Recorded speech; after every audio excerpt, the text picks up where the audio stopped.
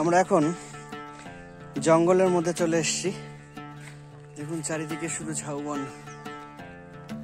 এই জঙ্গলের মধ্যে আমরা টেন্ট বানাবো আজকে, এখানেই রান্না বান্না করব, রাতে এখানেই থাকবো আজকে।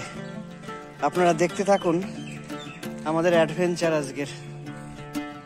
আমাদের টেন্ট রেডি হয়ে গেছে, আপনাদের দেখাবো আমাদের টেন্ট। এই হচ্ছে আমাদের টেন্ট।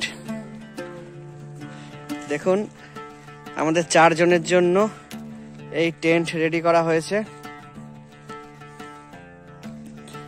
এটা পেছন দিকটা, এইটা হচ্ছে ভেতরে টেন্টের।